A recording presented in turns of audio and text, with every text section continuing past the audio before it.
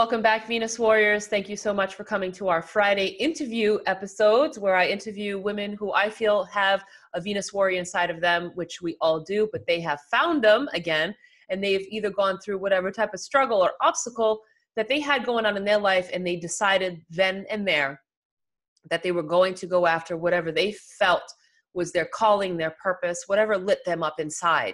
And so now they either started a business, changed a career, whatever it is, but I want you to hear their stories so you know that it's possible and that they've done it so you can do it too. And today I have an amazing guest who I've already spoken with in the past, and I really liked her story, and I really think it's pretty powerful. So I want her to introduce herself today. And I don't want to pronounce her name incorrectly because it is not, is it Mihaela? How do you pronounce it in your language? Mihaela.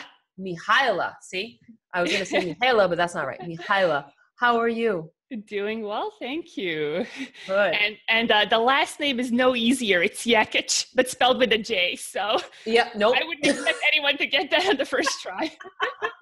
See, but at least we're honest, right? And I say I don't want to butcher it, so please help me.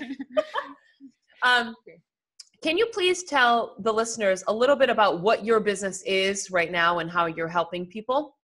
Sure. So I am passionate about helping people build freedom to live life on their terms.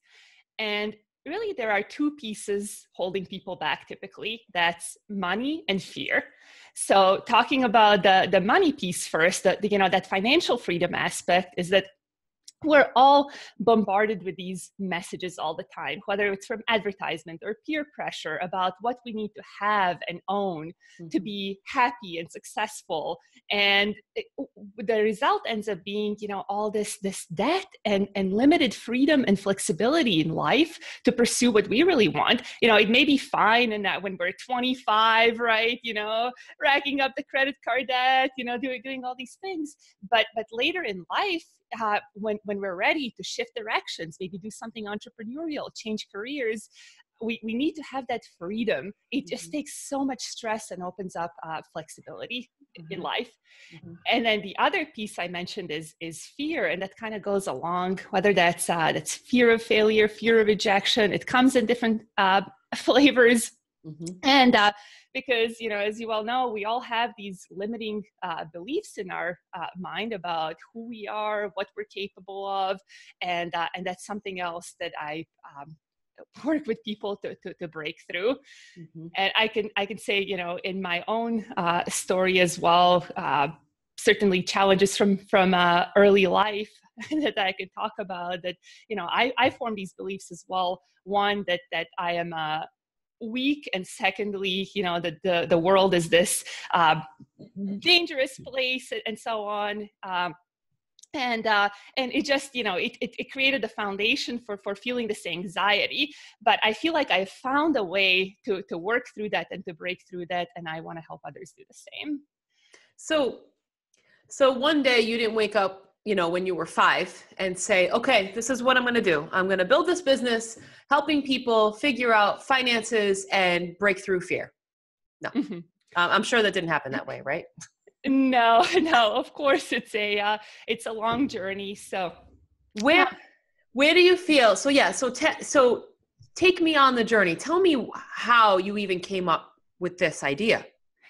So the foundation really has been, so I'm originally from Sarajevo, Bosnia. You can probably tell that I'm not not American? That's not an American accent? Right. From Omaha or something. No. But yeah, I grew up in Bosnia, and I had a pretty normal childhood overall. Growing up, with the exception, and I mentioned one of the fears is, I did have some health issues as a child, and the medical care certainly wasn't where it is here. So, it created all these fears. I feel, the doctors didn't know what to do. And the problem was, simple, like these chronic UTIs, but they thought, oh my God, this is the end of the world. So they convinced my parents that if I ever set a bare foot on the ground, that, I'm going to end up on dialysis for the rest of my life. Okay, wait, pause on the story, because I thought it was just my crazy Portuguese mom that told me that if I put my bare feet on the ground, I'm going to get kidney and bladder infections. Oh my God, you too. Are you kidding me? I am not even lying to you. I will call you later today with my mom on the phone, and she still says it to this day. Okay. Wow. Unpause. I'm sorry. I had to say it because I've never heard anyone else tell that fairy tale. It completely is. So, my terrified parents were just like, you can't go out, like play with other kids. They're all, with their bare feet on the ground. You can't, so it was this state of like, oh my God. And I believed it too. It's like, if I make one mistake, like set my foot down on a bare floor, like I'll be, and they even drew diagrams of dialysis and what would happen to my kidneys and stuff like that. So of course I grew up believing that I'm just, weaker than the other kids and something's wrong and flawed about me.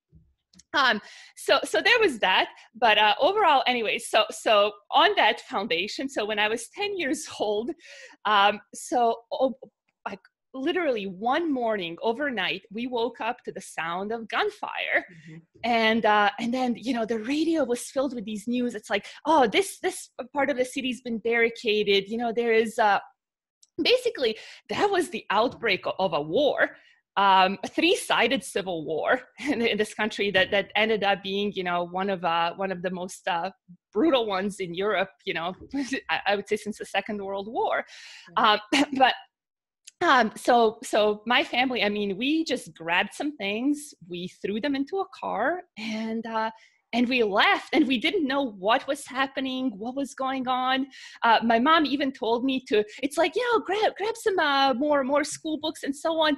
Gosh, we could be gone for, oh my God, we could be gone for 2 weeks, right?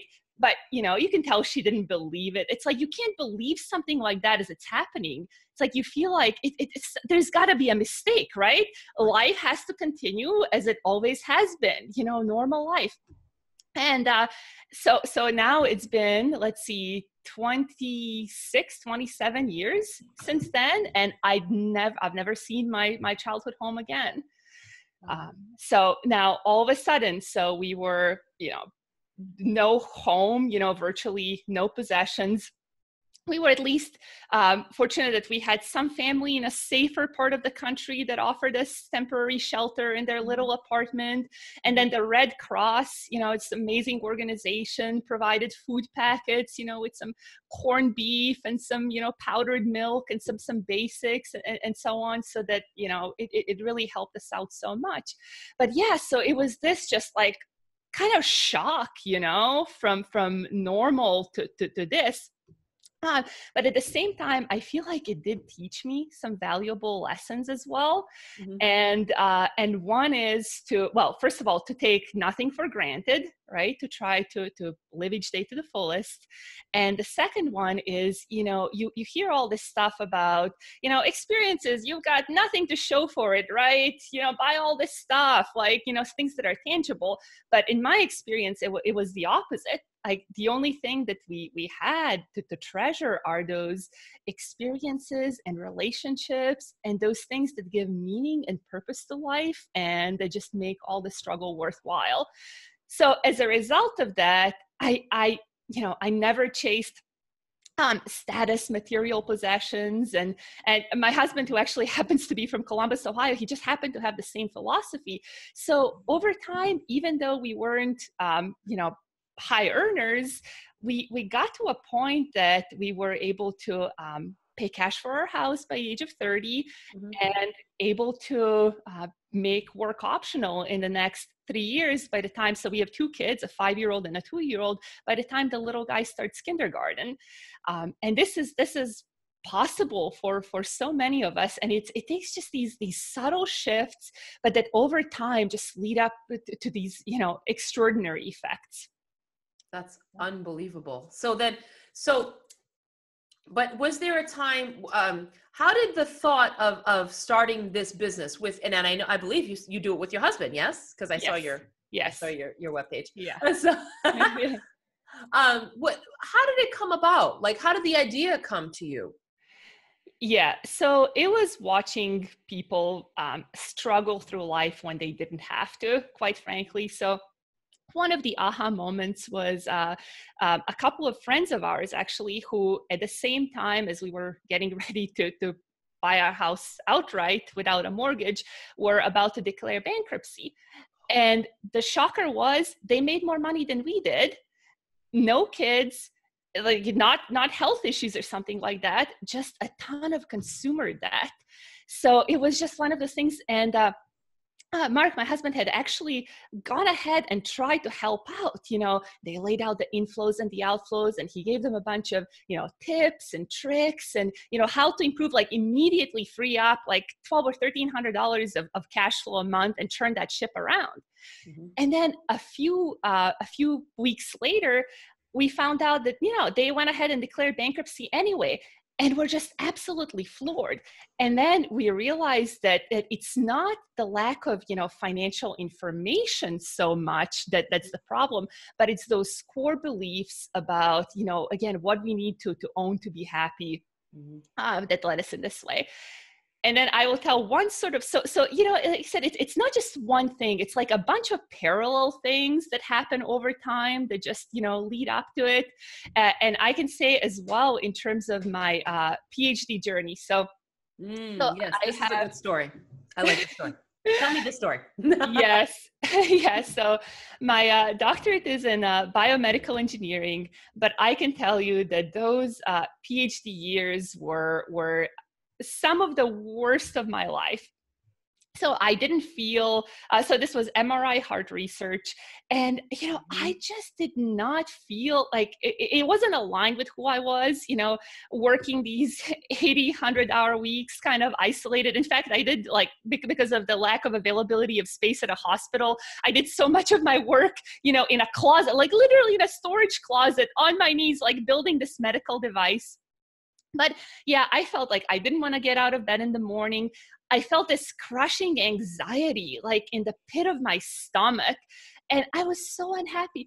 I remember this moment of just like walking home from the lab one day after a long day and just seeing like the tree with leaves. And then I just grabbed and like held on to a leaf just to feel like something alive, because I felt like I wasn't living, like there was life, and then there was me in this prison, of indentured servitude.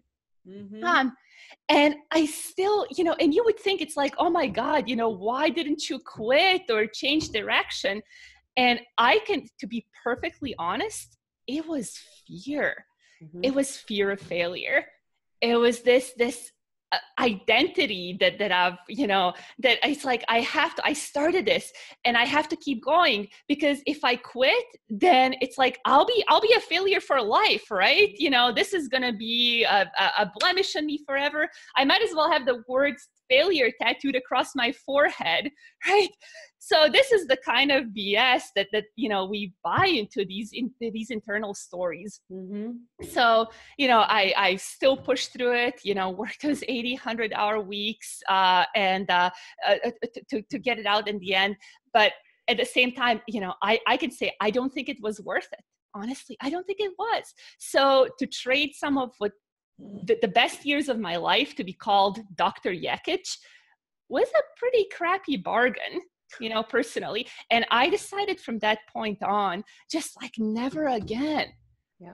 I took a little bit of a breather to, it's like after I finished, it's like suddenly I came alive, right? From this depressive mindset and this, this constant anxiety and so on. All of a sudden I was like, oh my God, I'm going to run a half marathon. I'm going to learn how to paint, which is what I did, like to paint, like anything that was like the opposite of what I was doing. Yes. It was like learn about business and finance and economics and all these things that interested me. And it was amazing. And I never wanted to be an indentured servant again. I really, felt so passionate about building this freedom in life. And I don't want anybody to ever feel like they're trapped like that, right? That they have to stay in that crummy job because because like they've got bills to pay, or because, of all these obligations. So, that's part of it. I want to help people create that financial and mental freedom in life. And then ultimately, I believe that's what makes the world a better place, when it's filled with self-actualized people living life on their terms and making this bigger impact in the world. Absolutely. Hallelujah on that one. and I agree with you. And I know that you yourself have gone through several advanced degrees and found just about as much meaning and purpose as I did. Oh my God. I know. It's like, it's so funny because, you're absolutely right about people's perception, right? They'll see, Dr. How do you say the last name? Jekic, yeah. Jekic, right? Yeah. And oh my God, that's so impressive and that's amazing and this and that. And you were like in your own personal hell. Mm-hmm. Right? That's exactly right. Yeah. Yep. And I know exactly what that was like. Same thing. Because it's funny though, because everyone said I did it backwards, because I got, the 3 bachelors and 2 masters. I never did the PhD. So I was like on the circle path. I don't know what I was doing, but no, good for you. You didn't miss out necessarily. I mean, it's fine for somebody if like there's this one thing in life you want to do and you want to go, be the ultimate expert in one thing, and you're okay spending long hours, alone doing research, writing grant applications and these, journals and things like that. It's like, it may be fine for some people. I'm glad they're offering a valuable service, but it's about being true to ourselves and doing what's right for us. So putting a square peg into a round hole just doesn't work. Yeah. Yeah. And you're right. I agree with that too, because I don't want people to think that, it's, because I saw this article and I'm going to ask your opinion about this, because I personally, it made me feel awful when I read this article, but I don't want people to think that, you have to change your job. You have to change your career. You have to leave everything, to be happy. And that's not what we're saying. We're saying that it's, if you yourself are not happy where you're at, if you are miserable where you're at, then maybe a change would be good. If you are happy in your career, excellent, right?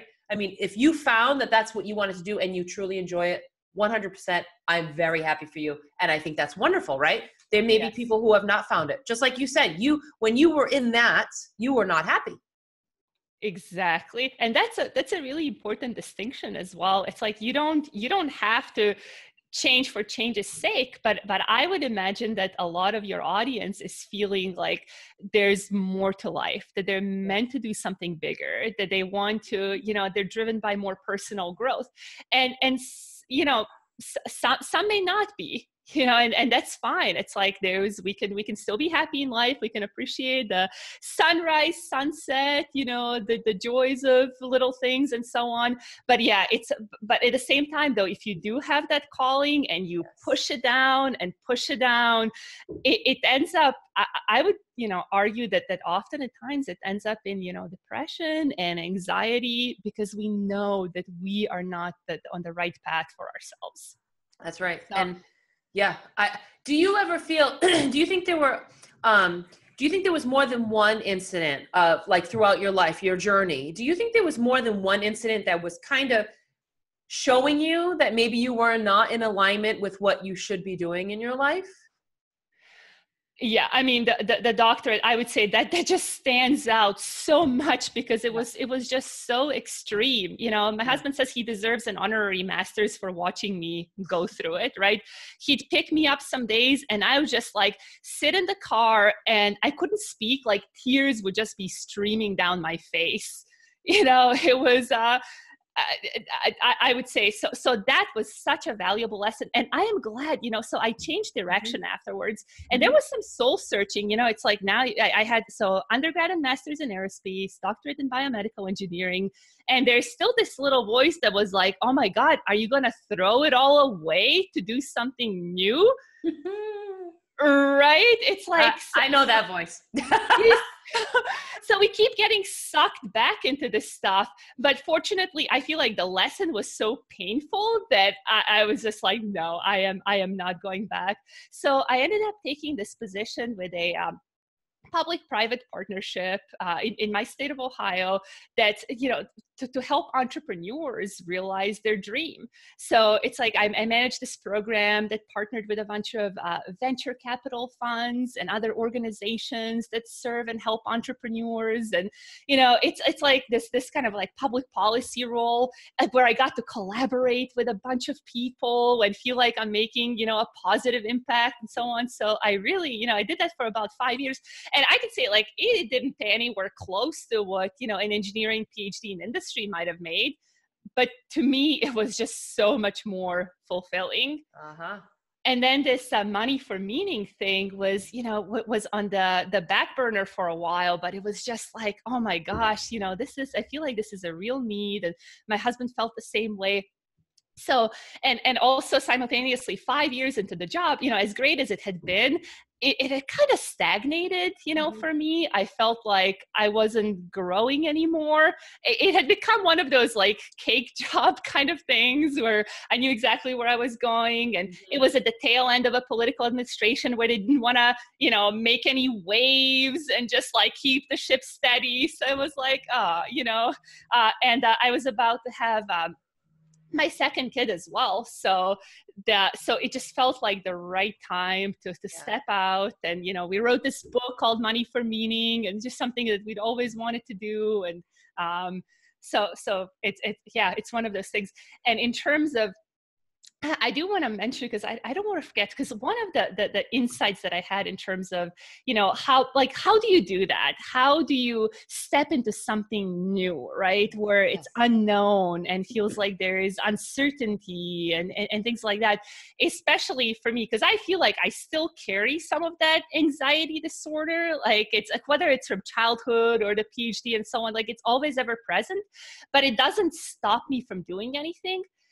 And the way that I figured out how to get past it is by focusing on the core values.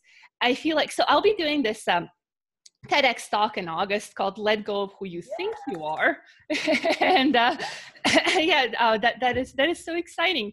And then, so I find when we put ourselves into, let go of, these old beliefs and are just willing to step into discovery mode, with that curiosity and being guided by the values. So for me, it's personal growth, creativity, and connection are my three core values.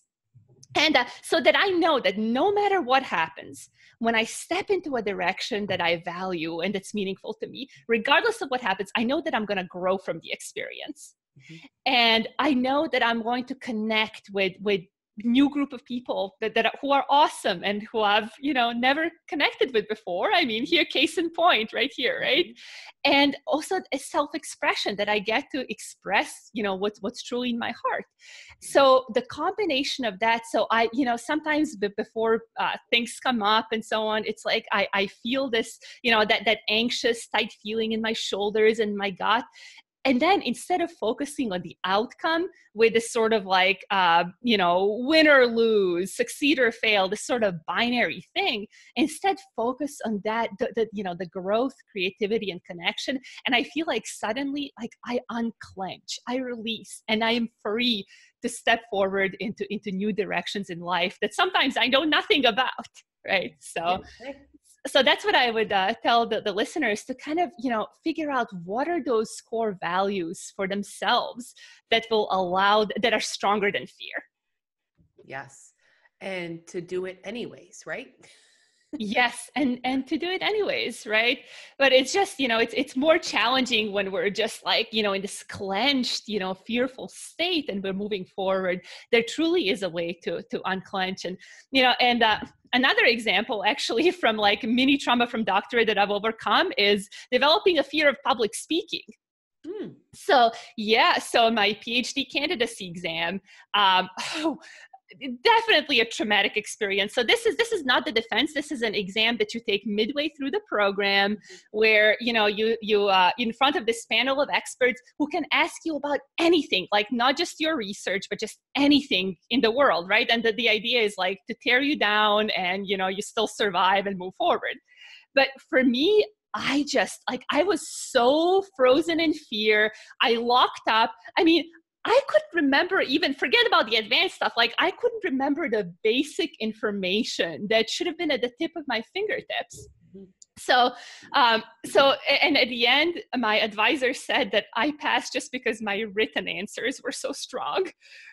So wow. it was one of those scarring experiences. You know, I cried for a couple of days and so on. But the biggest thing is developing this belief that I am just not good on my feet, that I should avoid public speaking whenever possible, which I did for a long time.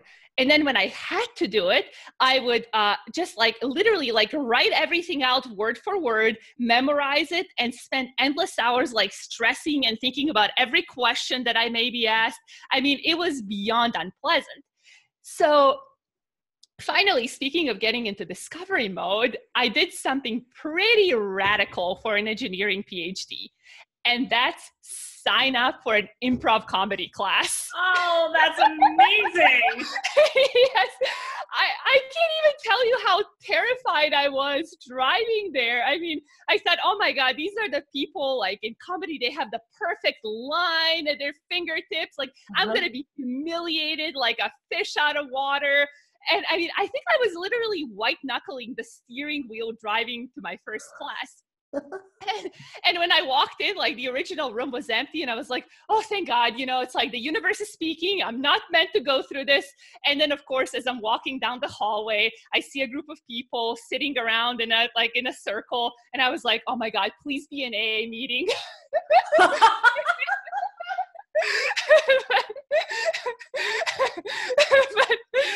of course it wasn't. And I went in like scared and all again, that clenched gut, those tight shoulders and all. Like I sat like on the edge chair, like hoping that nobody notices. You know, I'm 6 feet tall, so that's a little difficult, you know, to not be noticed. But I tried to be like as small as possible at the end. And you know what? Guess what? It wasn't nearly as bad. Not only was it not as bad as I thought, it turned out amazing.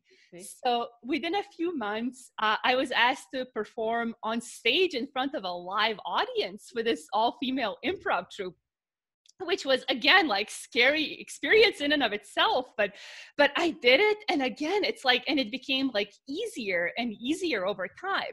And it just freed me up. So, you know, soon after I was like, wow, this is amazing. I might be able to speak and share my story. So this opportunity came up at this conference at like the intersection of women and of leadership and improv, you know, this conference for women. And I was asked to speak, you know, and deliver a lecture. And well, I guess it was more like a talk than a lecture about like the personal life story and experience and things that I'd never shared before. Yeah. And it just went on from there.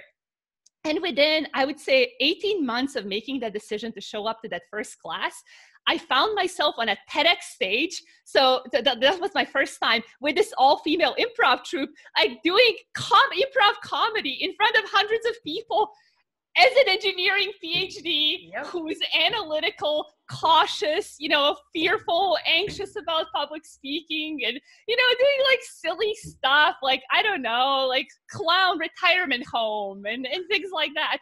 But it was so friggin' amazing. It was like one of those breakthrough moments where you just get into the flow and you're like, oh my God, I actually have no idea who I am, like in a sense of like what I'm capable of accomplishing. Because if I can do this, I can freaking do anything, right? Exactly. And then in August, I'll deliver the actual first TEDx talk as well. So that is another way that I would say for people, because we all have those things we know that hold us back, or they may be gaps for us. I mean, for me, it may have been public speaking. For somebody else, it may be something different, you know, maybe even like facing your finances, whatever it is. Right. So I would say that sometimes that radical action to do something so wildly out of the comfort zone can like just shock our system and lead to those incredible breakthroughs and amazing serendipity, because you never know where things may lead. You know, through that first leadership conference, I met this like internationally known speaker storyteller. And then he mentored me. And then I got to speak at colleges and other places and so on. So like, there's no way I could have anticipated any of that when I walked in the first day. Exactly. Right. So I would tell people, think about what that is for you, And the thing is, though, is that you took one step. You didn't have, right? It's not like you had this massive leap. It's not like everything happened from here to there, like in one shot, right? You did one small step. Yes. That's exactly right. That one small step. And it may be, I don't know, it could be arranged for somebody. It may be a Toastmasters meeting, or it may be, whatever it is, it's like, it's about knowing ourselves, knowing what it is that holds us back, and then finding a way to break through that. And, in my case for the improv, I just kind of did it because I was just sick and tired of being in this like self-imposed prison. I felt like I had a message to get out in the world and I was being held back. But, that's where the support of a coach can come in as well. It can be helpful to maybe not, if somebody's concerned about just like shocking their system to the extreme, but having that, unconditional support from somebody can be helpful as well. Exactly. Oh my God. I love that. And I totally forgot about that story because you told me that story too. And I was like, you what? Which is amazing. And this, and just this stream of consciousness that's coming through me right now. I just want to, help people get as much value as possible. So share the lessons that I've learned, with myself and other people. And two most powerful words to pay attention to is what you say after the word I am. Mm-hmm. So this is so hearing people say things like, and I really listened for this, like I am low income, for example, is one of the things that I heard. Mm-hmm. It's like, now think about the difference between saying, hey, right now I don't make as much money as I'd like, versus I am low income. And people get into this mindset of, and that's just one example. There's a bunch of them. Or I am a perfectionist, right? As opposed to, hey, I may have some perfectionistic tendencies that I'm working on right now. And I am more and more adopting a growth mindset instead of, this fixed all or nothing mindset. And I'm working through it, as opposed to this is my identity. I am a perfectionist. So I would tell people, as you go through your day, just really pay attention. It's like when you've said the word I am, think about what followed it, because that's where you can find some of those barriers and limitations that to get through, and then replace that with something much more empowering. 100%. I have affirmations that I say. I have it actually recorded on my phone. And so when in the morning, when I'm like getting ready and everything, and it's in my voice, which is another thing that I find is very powerful, is when you have them in your voice, right? Because it's you. Mm-hmm. So your brain is, and a lot of people might be like, that's absolutely ridiculous. So this is how I put it for them. Imagine that there's something that you really, really want. Like just like think of one item. Like I really want the brand new iPhone, whatever it could be. Let's just say it's one thing, right? And I ask them, okay, if you say, oh, I can't afford that, your brain automatically shuts down because you've just confirmed that there's no way in heck you're going to have that. But if you say, how can I afford that? Or how can I obtain that? Ideas don't they just start coming in your brain? Oh, absolutely. Instead of I can't, how can I? That it's actually have a slide saying exactly that in one of my talks. How can I? And I would say in the case of, my own personal viewpoint. So in the case of purchases like that as well, I would ask, why do I want it? Mm-hmm. When it comes to things in life, I can't, I want to, whatever it is, start a business or work for this nonprofit to change the world or whatever it is, I would say definitely like, how can I, man, you can make this happen. When it comes to purchases, I would say start with, why do I want it? Is it because, the 10, my friends all have this? Is it because I saw that ad? Is it because I might, and kind of like go level of deeper. Well, why? And then when we're clear, those core values and dreams and goals that we have in life, then it becomes much easier to focus on that instead of, those extraneous purchases. For us, we are always 2 generations behind technology, I would say, at the very least. And I don't feel like I've missed out, with cars, for example. You see this common thing. It's like, yeah, I want this and that kind of car. It's like, my viewpoint is like, man, it's like, in my life, I want to transform people's lives, right? And this spending $30,000 on a new car, does it bring me closer to that or further away? And you know what? Heck, it brings me further away, because then it's like I don't have as much freedom, or financial freedom or financial runway to do what I want to do, or I have this debt that I have to pay off and so on. And then if you look at it, it's like a new car will depreciate 50% within 4 years, right? And it just so that's an example. So when it comes to purchases, I would implore people to ask, it's like, why do I want it? And does it bring me closer to my dream and goal or further away? Yep, absolutely. Oh, what a great conversation. Yeah. Awesome. So I know it's going deep, and this is kind of counterculture a little bit, right? Yeah. Or same thing with, houses and so on. It's like, instead of thinking like, what kind of house will a bank allow me to have? Think about, what is it that I actually need? And again, what are those larger things that I want to accomplish in my life? And that's, coming back to my life experience. So I was without a home, without a possessions early on. And maybe just like it influenced me in such a way that it's not one of those things that I truly care about. I mean, we bought a nice house, we bought it without a mortgage and so on, but it's certainly, we could have bought a way, bigger house and had this like gigantic mortgage and things like that. But would I be sitting here right now starting a business that to help people and do what I'm passionate about? Well, maybe not. So it's about creating options and freedom and choices in life for people. And I would say, it's like the financial runway can really help if you can at least, remove some of that stress, right? And get that out of the way. It's like you got some breathing room and some time and space. You don't have to work as many hours. You can maybe work a job temporarily that's just like your normal, like even part-time, or just 40 hours a week, so that you've got the rest of your time to focus on, building out the other side of what you really want to transition to in life.